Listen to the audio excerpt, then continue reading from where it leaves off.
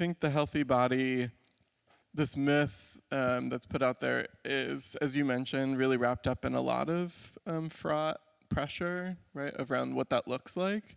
And I'm sure you two can kind of contribute to that. It tends to lift up or celebrate a very like white, cisgender, heteronormative, able body, thin, all of these kind of like trappings of like a privileged identity, and everybody else should be like busting their ass to get to that level. And I think what becomes dangerous is that when you don't fit into those categories, like myself, I can't work out enough to grow a second leg. It's not happening. It's done. That ship has sailed.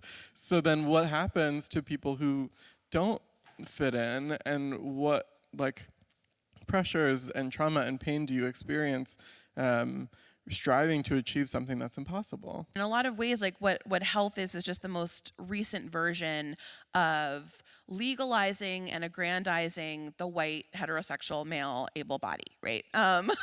And so for me, when I think about what actually helps people thrive, it is the antithesis of that process. For me, especially like as somebody who is really interested in fat liberation, it is absolutely a concept that is decoupled from weight loss.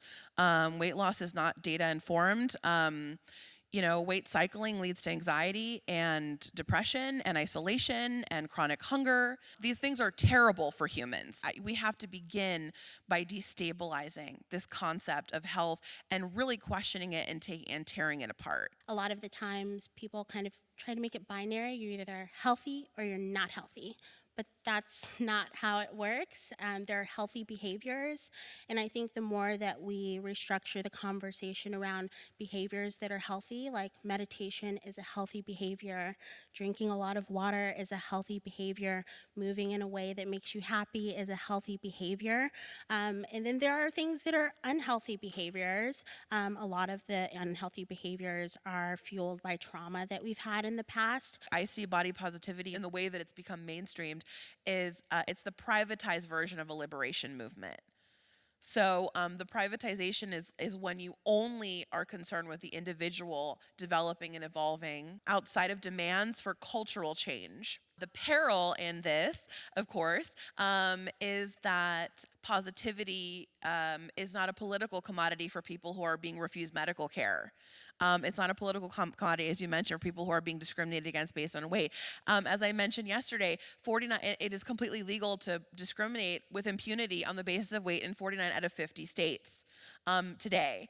And so, like, positivity doesn't give anybody who's experiencing those things, it doesn't give them tools. A lot of the disability body positive stuff that I see is very like of what many people refer to as inspiration porn.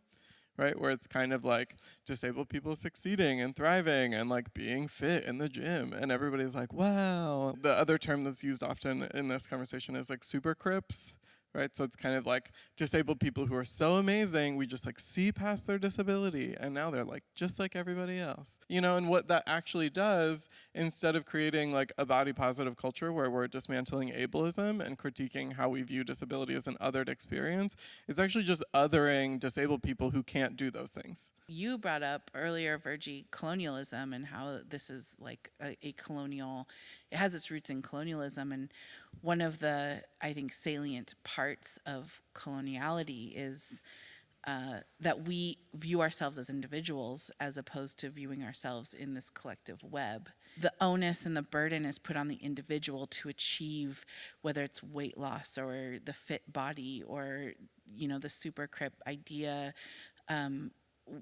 What is the importance of community for you, and how can we break those kinds of barriers down? The importance of community for me is just being represented and seen within certain movements. It's a big part of why I became a yoga instructor.